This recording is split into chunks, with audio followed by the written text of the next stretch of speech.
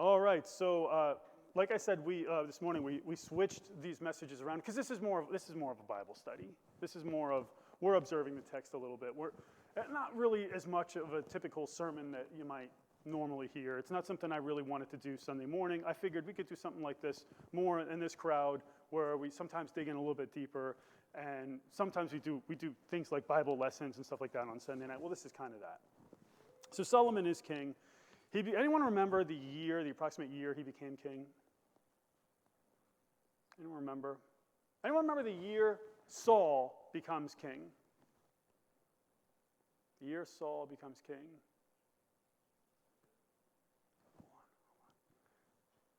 Anyone? Anyone? Okay, go ahead. 1050, right? So 1050, Saul becomes king, 40 years, 1010, David's the king, 40 years, 970, Solomon's the king, 40 years, and then the next king would take over in around... King of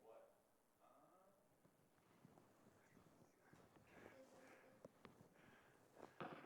Jeroboam, 931, 930 in the south, Rehoboam, 931 in the north. Well, we're under King Solomon's reign, and he becomes king at 970, all right? God has given him wisdom. Last week we saw Solomon, or 2 weeks ago really, we saw Solomon preparing to build the temple for the Lord. Tonight, we actually see him building that house, all right? Now, I don't usually tell you, I know you've heard this recently, but I don't usually tell you what's coming for a reason, because I like to do what's called a more inductive style of, you remember Braga? Remember James Braga? So we would get the James Braga book, and the James Braga book is all about deductive preaching. So what you do is you give the proposition, and then you ask a transitional question. For instance, you need to worship the Lord. Then the transitional question would be, why do you need to worship the Lord? And then the way the sermon would go is, you need to worship the Lord because ... You need to worship the Lord point 2 because this. We need to worship the Lord point 3. And that's how, that's preaching 101, right? That's first year preaching. It's kind of, if you've never taken more than a year or so of preaching, that's the only thing you ever learn. But there's other styles of preaching, and there's narrative preaching and stuff like that. That's called a deductive style of preaching. But what I like to do is something, I don't think passages look like that normally.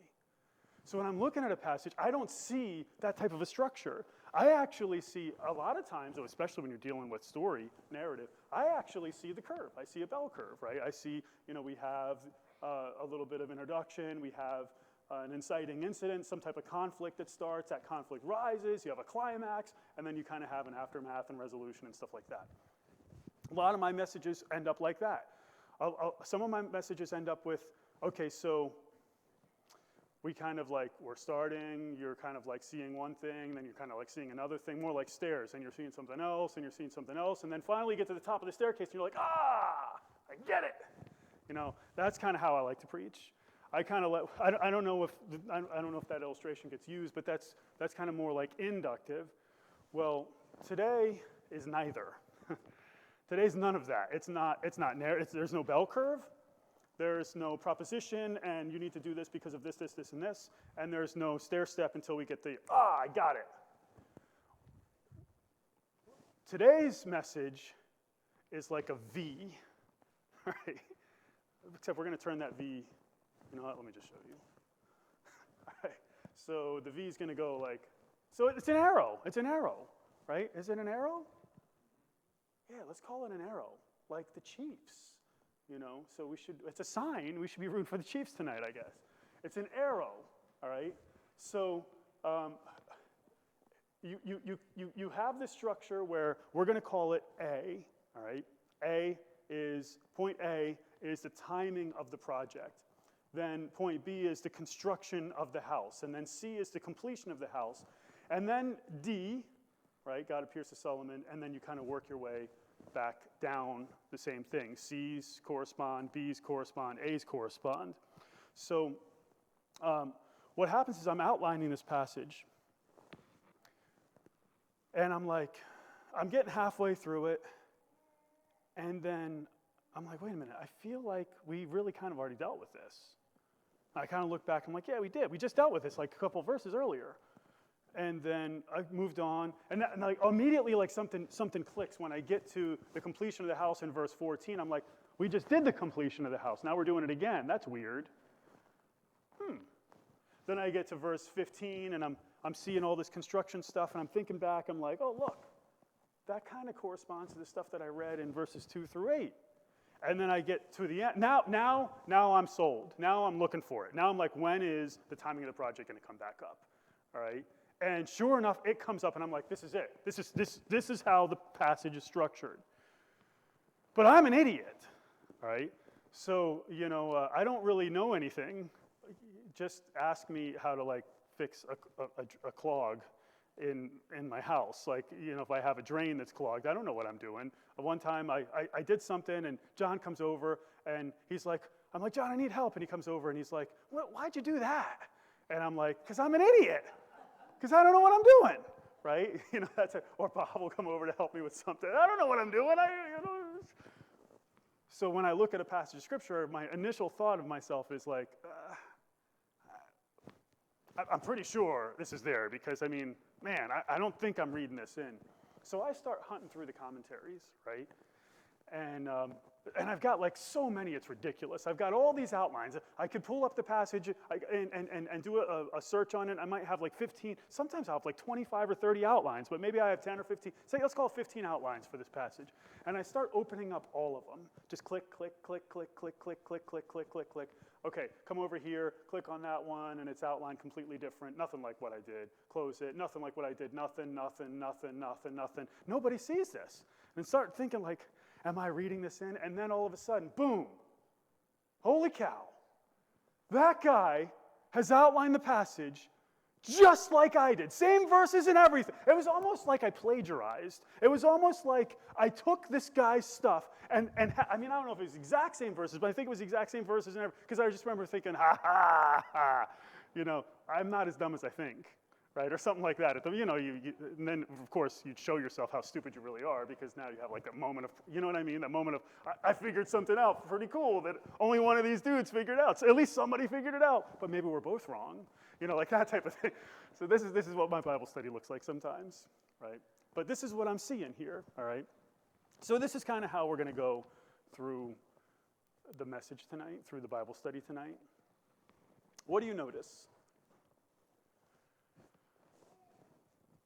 Just a couple of quick observations. If this is in fact true, what do you notice? If this is in fact how the passage is structured, what do you notice? What stands out? What's that? Okay, so before we get there, hold on, before we get there, what else stands out?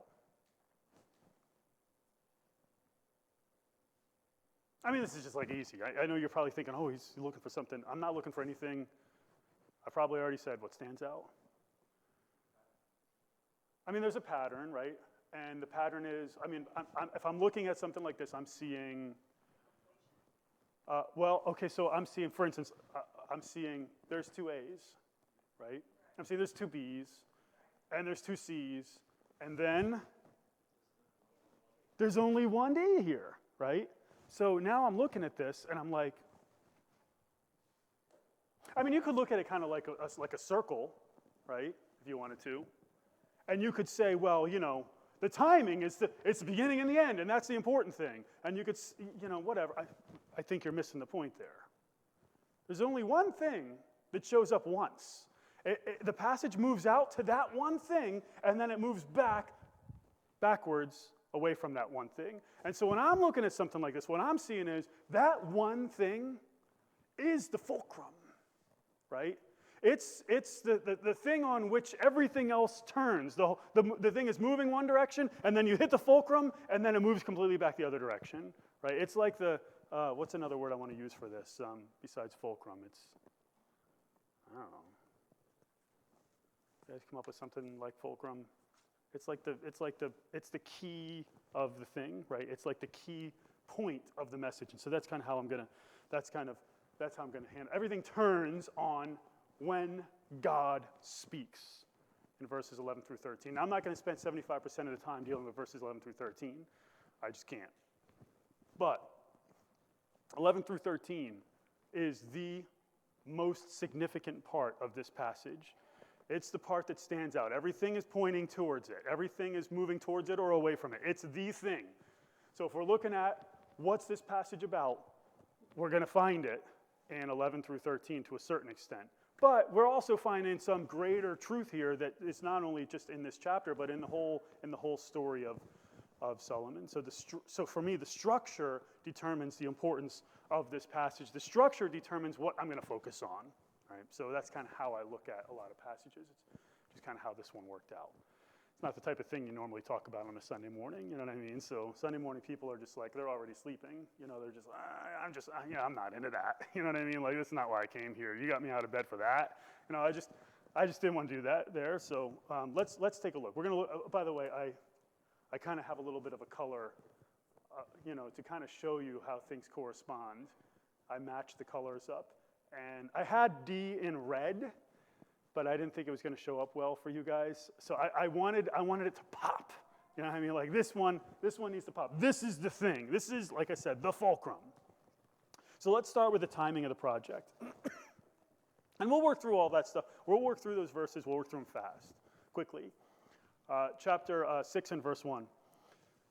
Now, it came about in the this is important, actually. It is significant, not necessarily for the point of the passage, but historically, this is a significant verse. Now, it came about in the 480th year after the sons of Israel came out of the land of Egypt, in the 4th year of Solomon's reign over Israel, in the month of Ziv, which is the second month, in the spring, that he began to build the house of the Lord. All right, and so we have an important time marker here. 480 years after the sons of Israel came, after the Exodus. All right, now, most scholars historically would see Solomon, conservative scholars would see Solomon starting his reign around 970.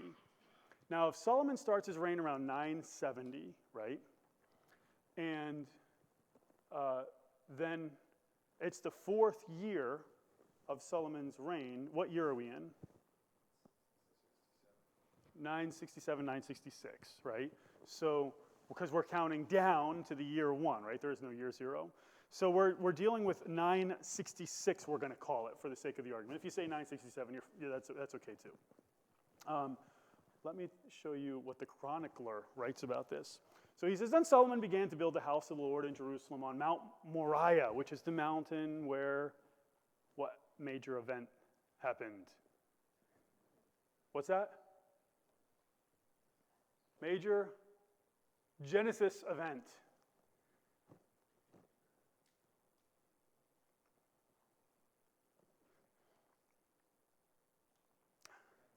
What's that?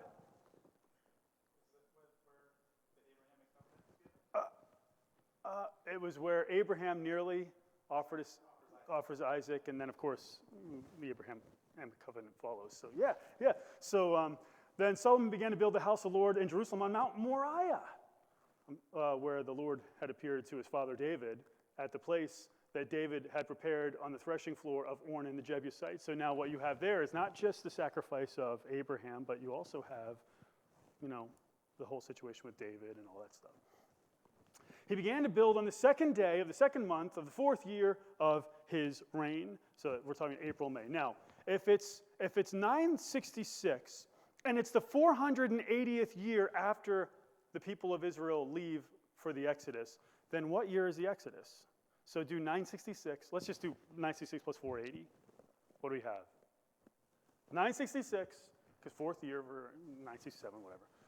966 plus 480. What do we got? What's that? 1446. That's where we're coming up with that number. So we come up with the number of the Exodus somewhat on the basis of this verse.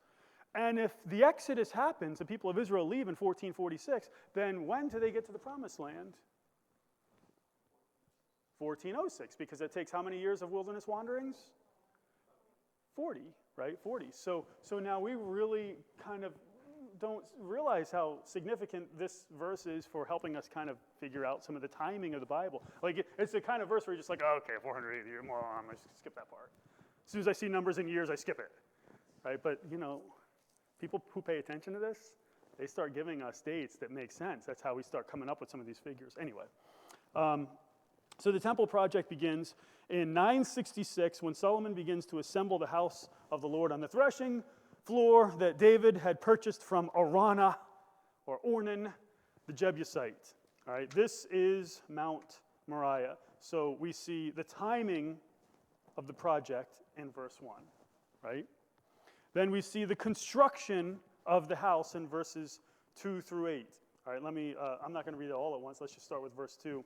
As for the house which King Solomon built for the Lord, its length was 60 cubits. Anyone want to take a guess on how long that is in American?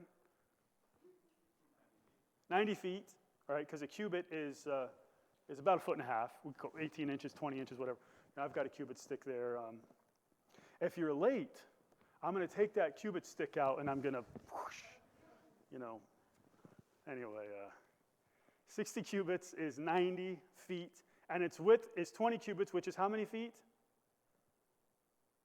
If a cubit is a foot and a half?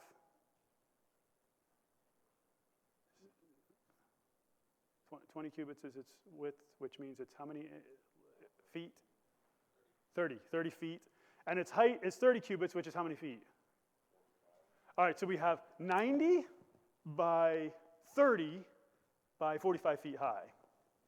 90 by 30. Someone do the math on that. 90 by 30 was 2,700 square feet. 9 times 3 is 27. Put the zeros back in. Is that what you got, Paul? Oh, sorry. I thought you were entering it. 90 by 30. I think that's 2,700 square feet. Okay. Anyone know how big this building is? How big this auditorium is? It's not 90 by 30. No, you obviously don't. Oh, wait, is that the one that... Because you weren't paying attention. No, that's your brother. Okay. He wasn't paying attention. He had miscalculated the number of steps that were in the building. Did you hear the numbers this morning? He cheated. Okay. So from the doors, I had my son Josh measure this morning.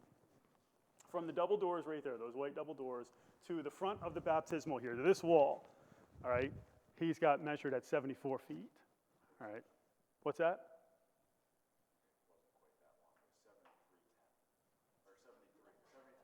We're not trying to be as precise here. Josh was measuring. If you and I were measuring, we would have been precise. But 74 feet. That's what you told me, 74 feet. How wide is it? Josh, how wide is it? 41. All right, someone take your calculator and do 74 times 41. Real quick. 74 times 41. Now we only have, what would you call this, 12 feet high? It's like a third of what, maybe a fourth of what the height was. But as far as square footage goes, not cubic footage, what's the square footage? 3,000 square feet.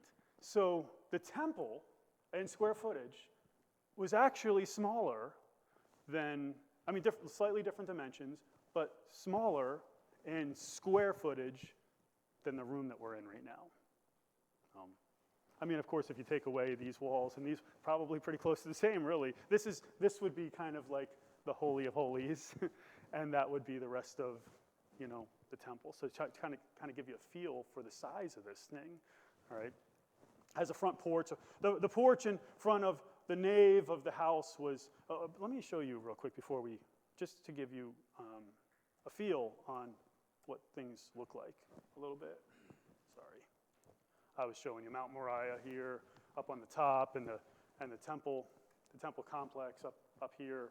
This is where everything is built. But this is a cutout of the temple.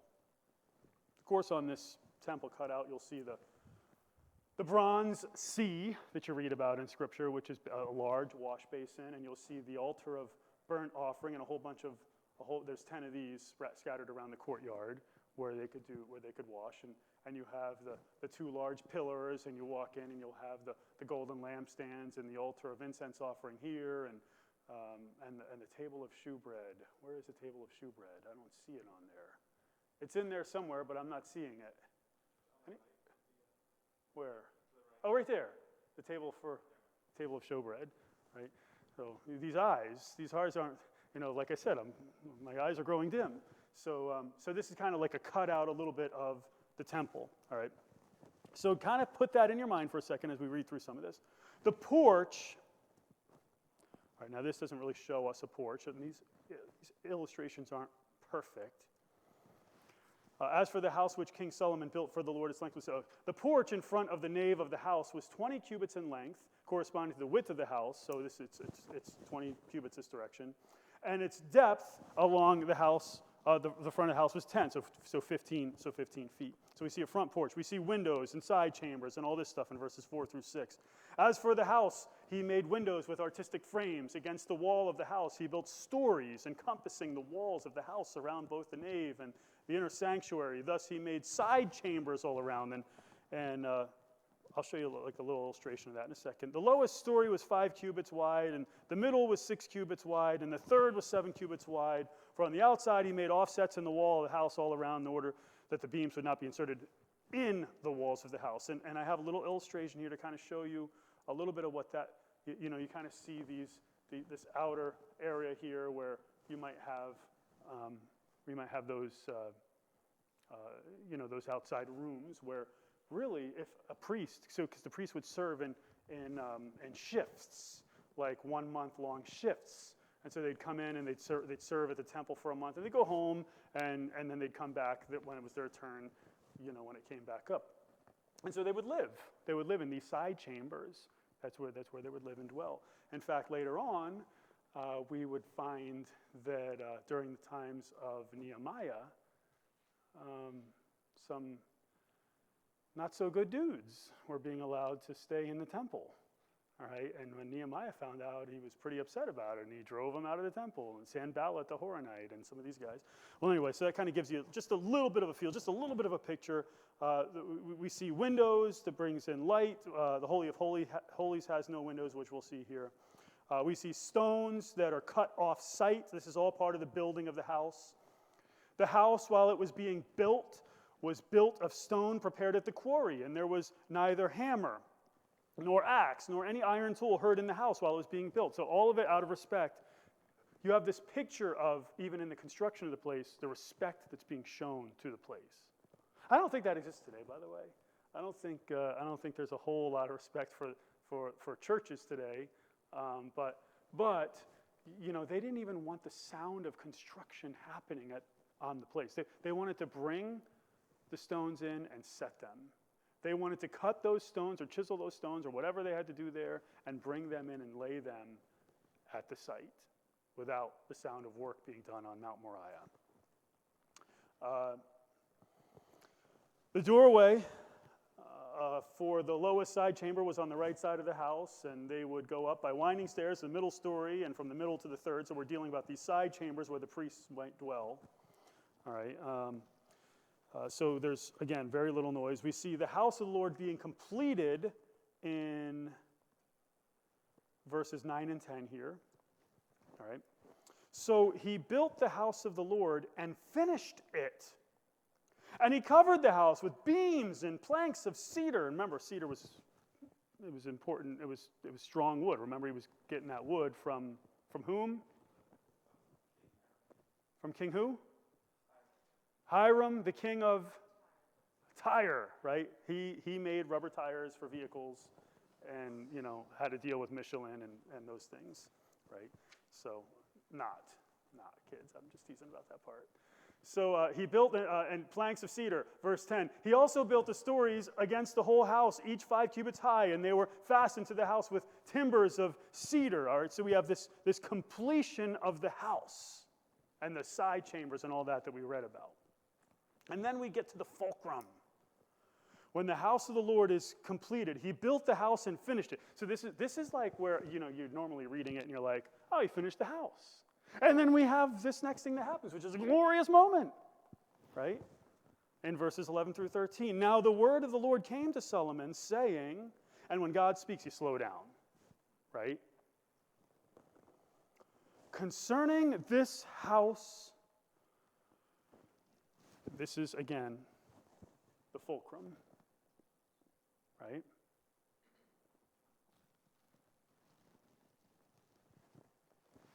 Concerning this house which you are building, If you will walk in my statutes and execute my ordinances and keep all my commandments by walking in them,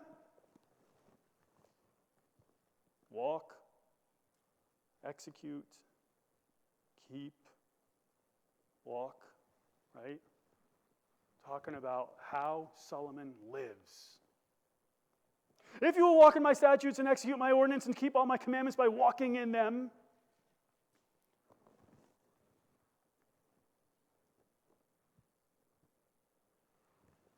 then, so if you do this, then I will do that. That's what we have here. All right, so what would we call that? We call that a conditional statement, right? A conditional promise here is what we have. Conditional. Then I will carry out my word with you, which I spoke unconditionally concerning your father David. All right? Because the Davidic covenant, the covenant that God makes with David, is unconditional. He will always have a man sit on the throne. Right? Ultimately, it's fulfilled in the Messiah, who will rule for 1,000 years and for all eternity. Right? But Solomon doesn't have to be part of that promise. God can use any son of David. It doesn't have to be Solomon. So there's a conditional aspect of Solomon's involvement in, in other words, you have a chance. If you serve me, and if you follow me, and if you walk with me, and if you keep my commandments, then I will fulfill the covenant through your line. Through your line. Then I will carry out my word with you, which I spoke to David your father. I will dwell among the sons of Israel and will not forsake my people Israel. You might remember the covenant that God makes with David, where he says, your house and your kingdom shall endure before me forever. Your throne shall be established forever. But Solomon's dynasty depends on his faithfulness. And as we're going to read, God's going to show a lot of grace to Solomon, because we're not going to see faithfulness from Solomon. It is a conditional statement. It's an if-then statement. Solomon is required to do something. He's required to remain faithful. He's required to understand and know what God says. He's required to live it out, carry it out in his life. And if he's faithful, then God will carry out the promises. Only if he remains faithful. That promise is extended to Solomon, not to us. A lot of times people will, they read stuff that God speaks to somebody in a time-specific context, and they think it's some timeless principle for everybody. Like, I know the plans, Jeremiah, what is it? 29:11, I think it is. I know the plans that I have for you. Plans of what? Peace? Plans of prosperity? Plans of peace, not of war, something like that. I don't know. I didn't memorize it because it's not a timeless principle for me. All right? Because I could die a horrible death tomorrow. And then what does that passage mean? Because he was talking to specific people in a specific time. He wasn't promising me that. All right, but we like to take passages and how's it go? Someone quote Jeremiah. You know it. Someone quote Jeremiah 29. Don't be embarrassed. I mean, it's a Bible. It's good to memorize. Just memorize it in context. Who's got it? Now you're I don't really want to say it because you just. What's that? You got it there, or you? Anyone have it? Anyone have Jeremiah 29:11? It showed up on every card I ever got for the first few years I was a pastor. Not to harm you. I thought peace was in there. Yeah, okay. So nobody else knows it either. Okay, well, I guess I don't feel so bad then. Maybe you don't know it because of me. I don't know. Maybe you did know it, and now you're like, yeah, I'm not using that one anymore. So if that's the case, then good. You're not using Scripture out of context anymore. I'm okay with that. But, maybe we should memorize that one so we can make fun of it later on when people misuse it. But, that's my love language. You know that. Sarcasm is it's not in the book. They have all the other ones like gifts and acts of service and, I don't know, words of something. But mine's words of, no, not affirmation, but words of sarcasm. That's the one. So that's just how I function. Anyway, so what you have is you have everything kind of moving over to, I'm just playing.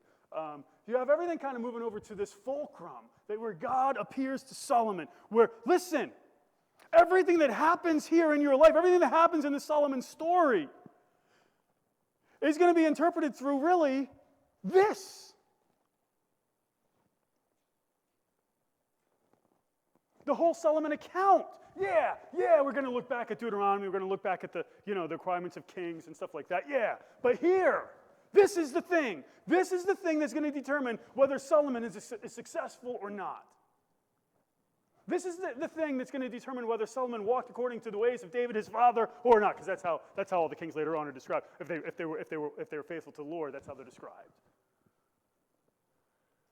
Solomon's success is determined by whether he walks with God. Will he? Yeah, for a little while, and then no, for a while, and then yeah again. So, it's a little confusing when you look at Solomon's life. Man, was he a good king? Was he a bad king? Man. Well, we'll get there. We'll get there to a certain extent. So now we kind of start working back towards the beginning again. We're working to the completion of the house in verse 14. And this is where the light bulb goes off for me. This is where, as I'm studying it, all I have is, I have something like, I have A, B, C, D, and I'm waiting for E. What's E going to be? That's what I got. So that's just how my mind works. You would work the same way. I'm just telling you, if you were diagramming it, okay, what's E going to be? And then you read verse 14, and it says, so Solomon built a house and finished it. I'm like, wait a minute. I thought he already built the house and finished it. All right, so I'm like, should I put verse 12 with the other verse and just do it when I do that one? I don't know yet. Let me just keep that. I'm going to keep that kind of like as E, quasi-E. I don't know yet. Right? So this is where the structure starts kind of popping out. Right? Then we return to the next point, which is the construction of the house. Right? The construction of I just put the interior, but the construction of the house. And you start seeing so Solomon built the house of the Lord and finished in verse 14. Then in verse 15, then he built the walls of the house. So now we just talked about the construction. So now I'm like, I think point E is actually point C, and I think point F is actually point. Now, instead of it's A, B, C, D, E, F, it's A, B, C, D, C, B. I'm starting to work backwards. Now I know A is coming. I'm pretty sure A is coming. If A doesn't come, I'm going to be disappointed. Right? That's kind of it's just how it worked out in my mind that day. Then he built the walls of the house. Verse 15. We have the walls being overlaid with cedar and cypress wood. He built the walls of the house on the inside with boards. I'm going to read through this, portions of this, lengthy portions of this. From the floor of the house to the ceiling, he overlaid the walls on the inside with wood, so like wood paneling. And he overlaid the floor of the house with boards of cypress. Remember, this is valuable, strong wood. We see the holy place in verse 16. Then he built the most holy place. Then he built 20 cubits on the rear part of the house with the boards of cedar from the floor to the ceiling. He built them for it on the inside as an inner sanctuary, even as the most holy place, and that's the Holy of Holies. That's, let me see here. I have another illustration here. Oh, I'm going to mess up the internet. Let me stop that right now. Here we go. So we kind of have that porch section. This is front, this is back, right? And the Holy of Holies is in an elevated spot, and that would be kind of like this section of the building. This is the place where only the high priest can go, and only once a year on the Day of Atonement, and that type of stuff. All right. No, the regular the common priests are not supposed to go there. Now, and what we're going to see here is in the tabernacle in the wilderness, between the holy place and really where the Ark of the Covenant is, there's a veil, and in Herod's temple, right, in the second temple, we know that between the holy place and the most holy place, there's a veil, like a curtain. But here in this temple, we don't see a veil. we actually see large wooden doors, right? So that's something that's like, oh man, that doesn't ring a bell. That didn't really, yeah, wow, I don't remember that, or something like that. Let's go back into the passage here. Actually, if you look back here, you kind of have what they're calling the veils here, but what you really have is the wooden doors. And then you have back there the cherubim, which we'll get into briefly in a second, because we do have to move through this. So the author goes back to the main sanctuary in verses 17 through 18. We're still in that section, that building of the house. The house that is the nave and front of the inner sanctuary was 40 cubits long. There was cedar on the house within, carved in the shape of gourds and open flowers, all with cedar. So we have this carved out wood. There was no stone seen. You come back to the Holy of Holies in verses 19 and 20. Then he prepared an inner sanctuary within the house in order to place there the Ark of the Covenant of the Lord. The inner sanctuary was 20 cubits, that's 30 feet long, 20 cubits in width, that's 30 feet wide, 20 cubits in height, that's 30 feet high. So we know it's not as tall as the rest of it was, because that was 45 feet high. And he overlaid it with pure gold, so it's covered in gold. And he also overlaid the altar with cedar. We have the holiest place in the temple here. We have the interior of the house overlaid with gold. So Solomon overlaid again, I got to fly through this part. There's going to be a lot of reading. It's just about how it's built. So Solomon overlaid the inside of the house with pure gold. And he drew chains of gold across the front of the inner sanctuary. And he overlaid it with gold. Everything's gold plated. He overlaid the whole house with gold until all the house was finished. Also the whole altar, which was by the inner sanctuary, he overlaid with gold. We see the cherubim in the back, these angelic beings with like wings.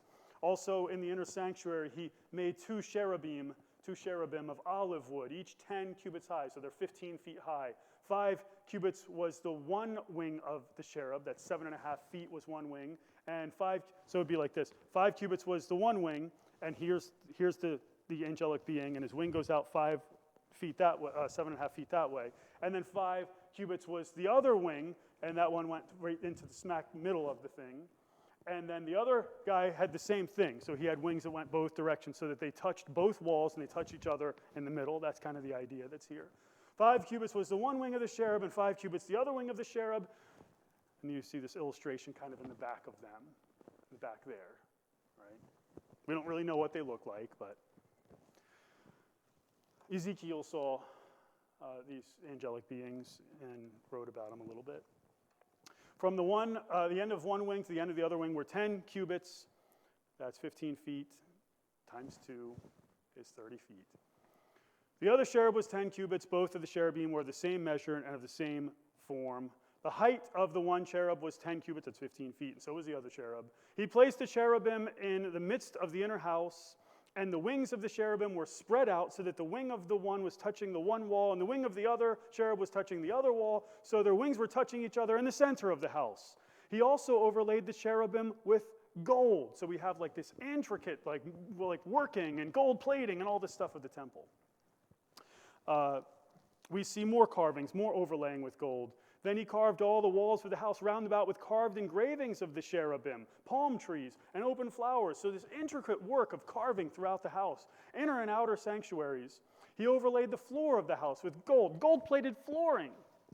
Inner and outer sanctuaries. For the entrance of the inner sanctuary, he made doors of olive wood. So there's where we see those big, huge doors going into the Holy of Holies. The lintel and 5-sided doorposts. So he made 2 doors of olive wood, and he carved on them carvings of cherubim, palm trees, and open flowers, and overlaid them with gold. And he spread the gold on the cherubim and on the palm trees. So he made for the entrance of the nave 4-sided doorposts of olive wood, and 2 doors of cypress wood, and the 2 leaves of the one door turned on pivots, and the 2 leaves of the other door turned on pivots. He just dealing with these doors that open and how they open. He carved on it cherubim, palm trees, and open flowers, and he overlaid them with gold, evenly applied on the engraved work. He built the inner court with 3 rows of cut stones and a row of cedar beams. And so you have this ornately decorated piece, structure. And then we come back to,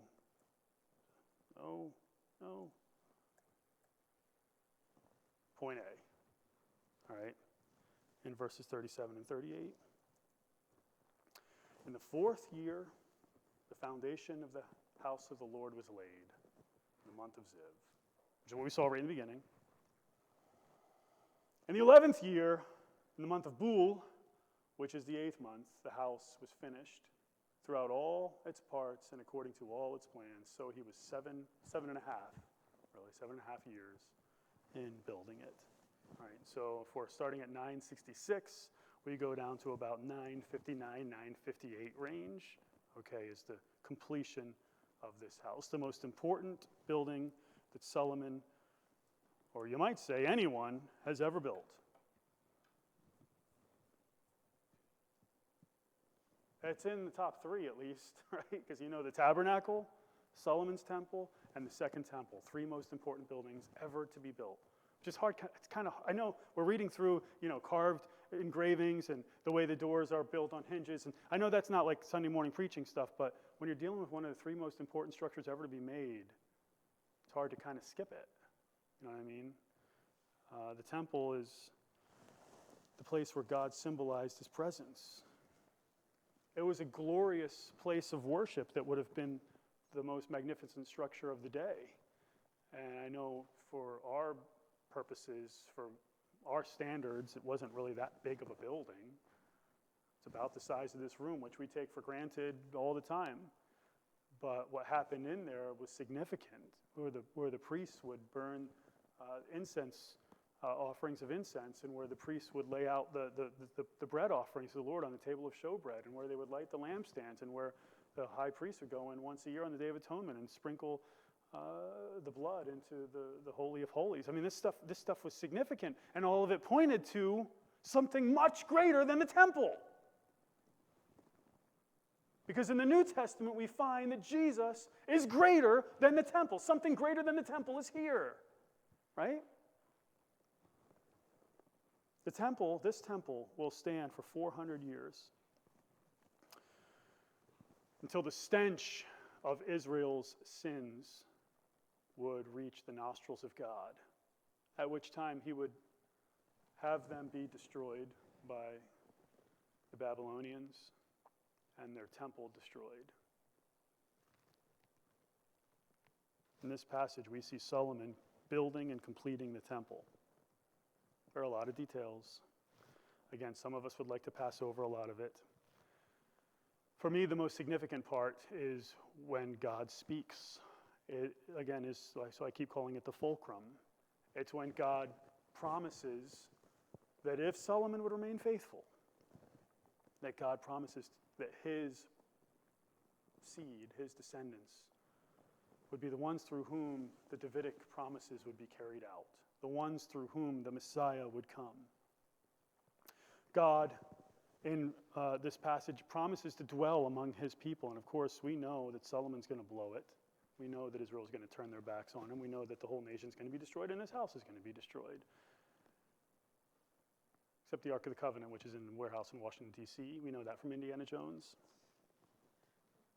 But one day, God will send his own son, Jesus Christ, the Messiah, who is greater than the temple, who will fulfill all the law and the prophets. We read about that in Matthew 5, verses 17 through 20. He didn't come to do away with the law and the prophets, but to fulfill it. And he carries out a sacrifice that all of those sacrifices pointed to. All the sacrifices that happen here at this place, when you look at this illustration and you see the altar of burnt offering where the sacrifices would take place outside of the temple, where we would take our animals if we were Jews and they would slit the throats on tables and take it up there and burn them before God as an offering. All that stuff pointed to what Jesus did once for all. Jesus died, was buried, rose again, and one day he'll come back and he'll dwell among men and he'll rule for 1,000 years and for all eternity, and he'll carry out and fulfill all the promises that God made to Israel. There's another principle I see here in the greater narrative of Solomon's story, and that is, look at all the work, look at all the time, 7.5 years. Look at all the energy, look at all the money that went into this place of worship. And there is something there about the value of worship. Isn't there? There's something there about even the building, the cutting of the stones off-site, something about the respect shown to the house of God, a respect that is lost today on society. The value of worship, the value of Jesus Christ, the pointing towards Jesus Christ, which the Jews would miss. They would miss the fact that Jesus is greater than the temple, and it would cost them eternity. It was a huge mistake. Don't make the same mistake that they made. Don't undervalue worship. Don't undervalue what all this points toward, which is Jesus Christ and his sacrifice on the cross. You need to place your faith in him. You need to devote your life to him. But until Jesus comes, and in this passage, we see the value of worship through the building and the intricate work that took place in this structure. So you can see it's not really one of those Sunday morning messages. More of a Bible study than anything else. Hopefully, I know it's not the stuff that you go home and just be like, oh man, that was great, man. I'm totally going to be a better dad now. Like my wife is going to see a whole different man. It's not one of those, it's just not one of them. You know, what are you going to do? But I think there's a lot of value in looking at a passage like this and kind of understanding a little bit of the importance of the structure of something like this and what that has to do with us today. So let's take our hymnals and turn to, hey, if you have any questions, see me on the way out. I'll be happy to give you some more information on the temple, and there's other stuff we could talk about with some of the stuff in it. We're going to spend a little more time dealing with that in the coming weeks, but not like this. So we're going to take our hymnals and turn to 400.